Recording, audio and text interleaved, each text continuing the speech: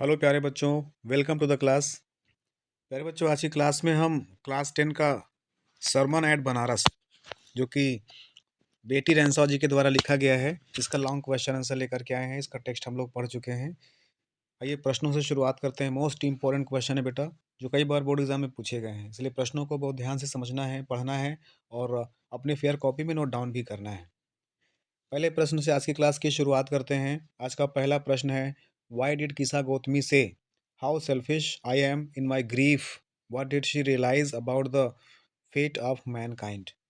तो what did Kisa Gautami से, किसा गौतमी क्या कहती है, हाउ सेल्फिश आई एम, मैं कितनी स्वार्थी हूँ, इन माई ग्रीफ, अपने दुख में, मैं अपने दुख में कितनी स्वार्थी हो गई हूँ। किसा गौतमी के ये कहने का तात्पर्य क्या है। और आगे क्वेश्चन है, what did she realise about the fate of mankind, मानव जाति के भविष्य के बारे में, मानव जाति के भाग्य के बारे में उन्होंने क्या रियलाइज किया, क्या महसूस किया। तो इसका आंसर देखते हैं।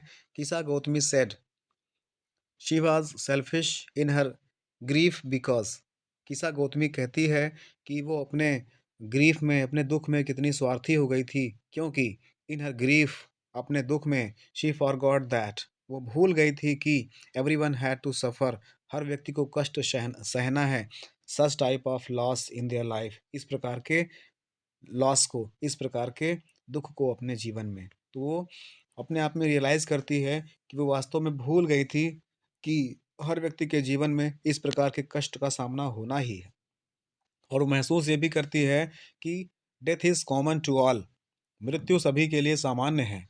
She realised about the fate of man, वो मनुष्य के भाग्य के बारे में महसूस करती है, that their lives flickers up, उनका जीवन फ्लिकर्स अप होता है, और अर्थात चकाचौंध भरा होता है, एंड आर एक्सटिंग्विश्ड अगेन, और फिर एक दिन वो कष्ट से भरा हुआ हो जाता है। One who is born is destined to die sooner or later, one who is born, वह जिसका जन्म हुआ है, व्यक्ति जो इस संसार में जन्मा है, destined to die sooner or later, उसे आज नहीं तो कल मृत्यु को प्राप्त करना ही है। नो ग्रेविंग और lamenting would bring a dead man to life, किसी भी प्रकार का दुख, किसी भी प्रकार का शोक मरे हुए व्यक्ति को वापस नहीं ला सकता है। ये किस्सा गौतमी रियलाइज़ करती है। तो किस्सा गौतमी क्या रियलाइज़ करती है अपने दुःख के बारे में? वो रियलाइज़ करती है कि वो कितनी स्वार्थी हो गई है अपने पुत्र के मृत्यु के वियोग में, उसको पुनः पाने के लिए, इसलिए वो सबके पास भटक रही है और कह रही है इसको ऐसी दवा दे दो जिससे कि इसकी जान बच जाए। लेकिन अंत में उसको रियलाइज़ होता है कि ये संभव नहीं है। मृत्यु तो सभी के साथ आनी है, आज नहीं तो कल। अमीर-गरीब, छोटा-बड़ा हर व्यक्ति को एक न एक दिन मरना ही होता है। इसलिए दुःख व्यक्त करते हुए वह अपने पुत्र के जीवन को वापस नहीं ला सकती है। चलिए अगला प्रश्न देखते हैं। What did Buddha say about the mortar of the world, संसार के मरणत्व के बारे में, अर्थात संसार के इस मरणशील होने के बारे में गौतम बुद्ध क्या कहते हैं। बुद्धा सेड, इसमें देखते हैं हम लोग, ये 7 है, इसको कुछ नहीं है, ये ऐसे ही है। चलिए यहाँ से देखते हैं। बुद्धा सेड, बुद्ध कहते हैं, the life of mortar in this world is troubled, इस संसार में मोर्टल अर्थात जो मरणशील हैं उनका ये संसार कष्ट से भरा हुआ है, and brief and combined with pain, और ग्रीफ है, ये GRIEF है, ये ग्रीफ इसको बना देंगे प्यारे बच्चों।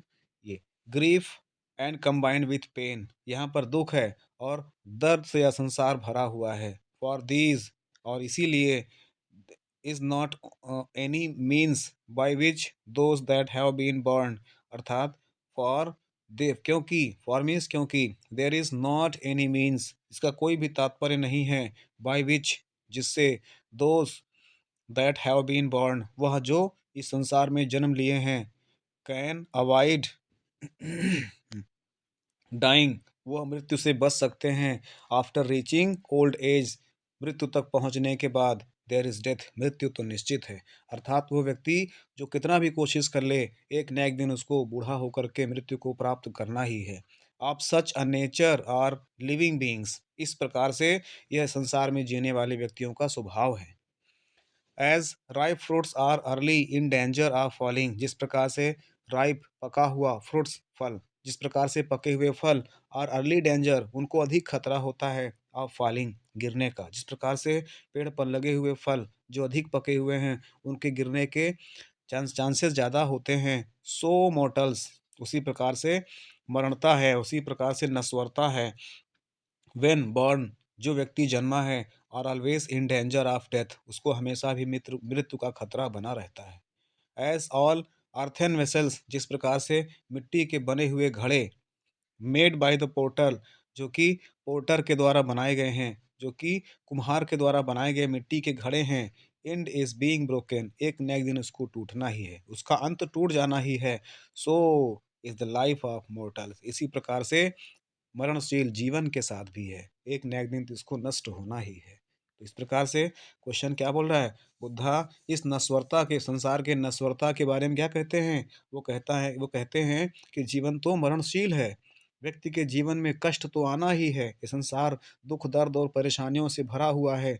जो व्यक्ति संसार में जन्मा है उसे आज नहीं तो कल मृत्यु तो प्राप्त होनी ही है। उसी प्रकार से, जिस प्रकार से पका हुआ फल पेड़ से पहले गिरने का उसका खतरा होता है, जिस प्रकार से एक कुम्हार का मिट्टी का बनाया हुआ घड़ा उसका अंत टूट जाना ही है, उसी प्रकार से जो व्यक्ति संसार में जन्म लिया है उसको एक न एक दिन तो मरना ही है, क्योंकि संसार नश्वर है।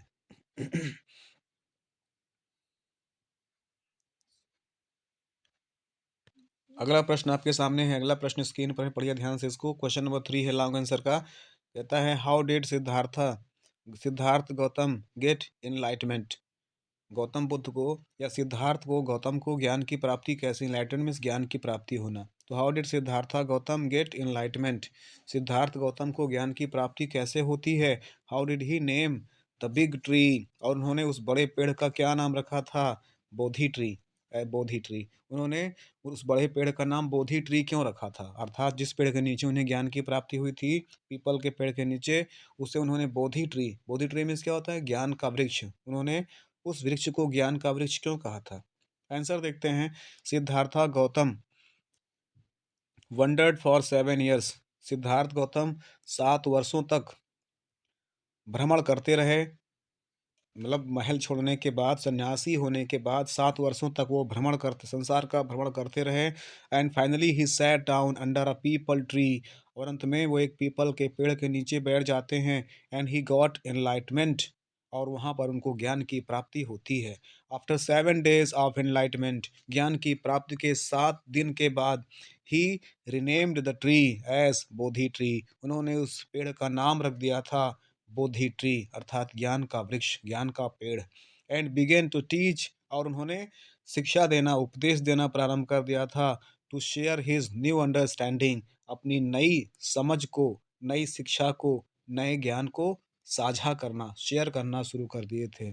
Buddha name the big tree as Bodhi tree because, Buddha ने उस पेड़ का नाम बोधि ट्री रखा था क्योंकि अंडर दिस ट्री, उसी पेड़ के नीचे, ही गॉट एनलाइटमेंट, उन्हें ज्ञान की प्राप्ति हुई थी। It is also called tree of enlightenment, उसे ज्ञान प्राप्ति का पेड़ भी कह सकते हैं, और ट्री ऑफ विजडम या बुद्धि का पेड़, अर्थात जिस पेड़ के नीचे गौतम बुद्ध को ज्ञान की प्राप्ति हुई थी उसे उन्होंने बोधि ट्री नाम दिया था, या ट्री ऑफ विजडम नाम दिया था। क्योंकि 7 दिन तक वहाँ बैठकर ध्यान करने के बाद उन्हें ज्ञान की प्राप्ति हुई थी। इसके पहले वो 7 वर्षों तक भ्रमण करते रहे संसार का, तब जा कर के उन्हें एक वृक्ष के नीचे बैठ कर के 7 दिन तक तप करने के बाद ज्ञान की प्राप्ति हुई थी। और ज्ञान की प्राप्ति के बाद संसार में उस नए ज्ञान का, नए उपदेश का संसार में प्रचार प्रसार करना शुरू कर देते हैं।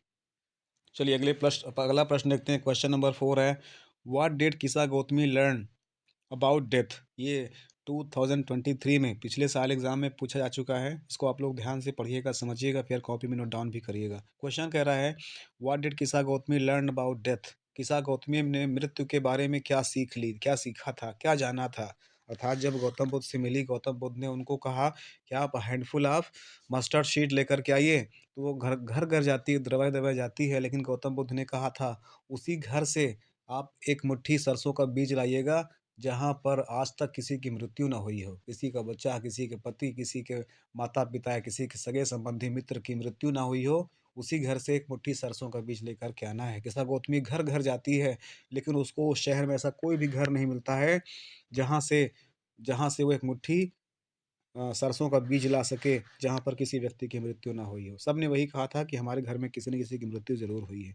तब जाकर किस्सा गौतमी को रियलाइज़ होता है कि ये मेरा बेटे की मृत्यु पहली बार नहीं हुई है। पता नहीं हज़ारों लोगों ने, लाखों लोगों ने अपने घर परिवार के सदस्यों को खोया है। तो आंसर देखते हैं। इन दिस फर्स्ट सरमन, पहले उपदेश में गौतम बुद्धा प्रीच्ड दैट, गौतम बुद्ध ने उपदेश दिया था कि human life is very short, मनुष्य का जीवन बहुत ही छोटा है, and it is full of sorrow and pain, और यह दुख और दर्द से भरा हुआ है। तो गौतम बुद्ध ने अपने पहले उपदेश में ये बताया था कि मनुष्य का जीवन बहुत छोटा है और यह दुख और दर्द से भरा हुआ है। ही cleared that our grief our brief life is full of troubles and pain, और उन्होंने यह भी स्पष्ट कह दिया कि हमारा संक्षिप्त जीवन परेशानियों और दर्द से भरा हुआ है। Everyone on this earth has to come one day meet with death, एक न एक दिन इस संसार में हर व्यक्ति को मृत्यु से मिलना ही है। Human beings are led to death, human मनुष्य मृत्यु का नेतृत्व करता है। As on ox often are killing, जिस प्रकार से अक्सर बैलों की मृत्यु होती है, जिस प्रकार से बैल एक न एक दिन को बूचड़ खाने में जाना ही है, उनको मरना ही है, उसी प्रकार से संसार में जन्मा हर व्यक्ति एक न एक दिन मृत्यु के आगोश में समाएगा जरूर। वो आगे भी कहते हैं, वो आगे भी महसूस करती है, उसने आगे भी मृत्यु के बारे में यह सीखा था कि we can not console our selves by weeping, हम अपने आप को रो करके कंसोल नहीं कर सकते हैं, अर्थात अपने आत्मा को संतुष्ट नहीं कर सकते हैं। एंड ग्रीविंग, दुख प्रकट करके, अर्थात दुख प्रकट करके हम अपने आप को संतुष्ट नहीं कर सकते हैं, हम अपने अंदर के भावनाओं को रोक नहीं सकते हैं। बाई फॉलोइंग दीज मेथड्स, इस प्रकार से इन नियमों का अगर हम इस प्रकार के मेथड्स, इस प्रकार से सिद्धांतों में गिरते हैं, तो अवर पेन विल ग्रेटर, हमारा दुख दर्द और बढ़ जाएगा। अर्थात अगर हम दुख और दर्द में, वियोग में, दूसरे अपने किसी सगे संबंधी खो जाने में अधिक दुखी होते हैं, अधिक परेशान होते हैं, तो कहीं ना कहीं इससे हमारी परेशानी बढ़ जाएगी, ना कि घटेगी। चलिए आगे बढ़ते हैं। तो यहाँ पर प्यारे बच्चों, कंसोल का मतलब क्या होता है? एक प्रकार से आत्मसंतुष्ट दिलाना, आत्मसंतुष्टि दिलाना, कंसोल करना किसी को, ठीक है ना। चलिए अच्छा आगे बढ़ते हैं। आगे इसमें लिखा हुआ है कि अवर बॉडी विल सफ़र, हमारा शरीर कष्ट सहेगा, एंड बिकम वीक, और कमज़ोर होता जाएगा। The wise and intelligent person never weep, जो बुद्धिमान और समझदार व्यक्ति होते हैं वे कभी दुख प्रकट नहीं करते हैं ऑन डेथ, मृत्यु पर, एंड नेवर ग्रीव और ऑन सारो, और कभी भी दुख में सराबोर नहीं होते हैं। अर्थात जो बुद्धिमान व्यक्ति होते हैं, इंटेलिजेंट व्यक्ति होते हैं, वाइज पर्सन होते हैं, वे दुख में अपने आप को बहुत अधिक दुखी नहीं कर लेते हैं। दुख तो सबको होता है, लेकिन दुख में बिल्कुल अपने आप में आपा नहीं खो लेते हैं। एज दे नो दैट, क्योंकि उनको पता होता है कि देर आर द रियलिटीज, यही वास्तविकता है, and truth of our lifes, और हमारे जीवन का सत्य है। दोज हु आर बॉर्न, वो जिनका जन्म हुआ है, आर टू डाई सर्टेनली, उन्हें निश्चित रूप से मरना है। No one can escape from death, कोई भी मृत्यु से बच नहीं सकता है। So we should not grieve on death, इसलिए हमें किसी की मृत्यु पर दुख प्रकट नहीं करना है। ये बात किसने रियलाइज़ किया था? किसा गौतमी ने रियलाइज़ कर लिया था। चलिए अगला क्वेश्चन देखते हैं फिर प्यारे बच्चों। ये अंतिम क्वेश्चन है। इन 5 में से एटलीस्ट कम से कम 2 या 3 क्वेश्चन तो आपको प्रिपेयर करना ही पड़ेगा बोर्ड एग्जाम के पर्पज से। देखते हैं क्वेश्चन नंबर 5 है, वाई वास किसा गौतमी इन सो मच ग्रीफ, किसा गौतमी को इतना अधिक दुख, इतना अधिक तकलीफ क्यों होती है, इतना अधिक कष्ट में वो क्यों होती है। What did she learn in the end, और अंत में वो क्या सीखती है। हालांकि जो चौथा और पांचवा क्वेश्चन है इसमें काफ़ी समानता है, और इसी प्रकार से दूसरा क्वेश्चन हो सकता है, how did Gautam Buddha convince Kisa Gautami that death is unavoidable, किस गौतम बुद्ध ने किसा गौतमी को कैसे कन्विंस किया, कैसे संतुष्ट किया कि मृत्यु जो है अनअवॉइडेबल है, मृत्यु से कोई भी बच नहीं सकता है, इसको इनकार नहीं किया जा सकता है। चलिए तो चौथा और पांचवें क्वेश्चन का आंसर लगभग जैसा ही है, फिर भी हमने इसको थोड़ा डिफरेंट तरीके से लिखा है, इसको आप लोग समझिएगा। तो आंसर देखते हैं इसमें का, Kisa Gautami was sad due to death of her son, only son. Kisa Gautami अपने अकेले पुत्र की मृत्यु के कारण बहुत दुखी है। Buddha change her thinking with the help of a simple act. Buddha ने एक छोटे से कार्य करके उसके विचारों को बदल दिया था। Asking her to procure a handful of mustard seed. एक हैंडफुल ऑफ मस्टर्ड सीड, एक मुट्ठी अ, सरसों का बीज लाने के लिए कहा। फ्रॉम दैट हाउस, उस घर से, वेयर नन हैड डाइड, जहाँ पर किसी की मृत्यु न हुई हो। जब किसा गौतमी अपने पुत्र के वियोग में चिंतित होती है, किसी ने उनसे कहा कि बुद्ध के पास जाइए, वे आपके प्रश्नों का या आपके समस्या का समाधान कर सकते हैं। तो किसा गौतमी गौतम बुद्ध के पास, शाक्य मुनि बुद्ध जी के पास जाती है और वहाँ पर बुद्ध जी ने कहा, ठीक है, हम आपकी समस्या का समाधान कर सकते हैं, लेकिन जाओ पहले एक मुट्ठी सरसों लेकर के आइए और उसी घर से सरसों लेकर के आइएगा जहाँ पर आज तक किसी उनके अपनों के सगों की मृत्यु ना हुई हो। तो जब वो जाती है हर घर में तो उसको एहसास होता है इस चीज़ का ना। She could not understood it, वो इस बात को तो समझ नहीं पाई थी, बट ग्रेजुअली, लेकिन धीरे धीरे, she understood death is inevitable, लेकिन बाद में उसको एहसास हो जाता है कि मृत्यु तो अनअवॉइडेबल है, उसको अवॉइड नहीं किया जा सकता है, उससे बचा नहीं जा सकता है। तो ये था आज का महत्वपूर्ण क्वेश्चन और उसके long question answer of the sermon at Banaras. पढ़िएगा इसको ध्यान से, समझिएगा। मिलते हैं फिर इसी के शॉर्ट आंसर के साथ, तब तक के लिए थैंक यू। जय हिंद, वंदे मातरम।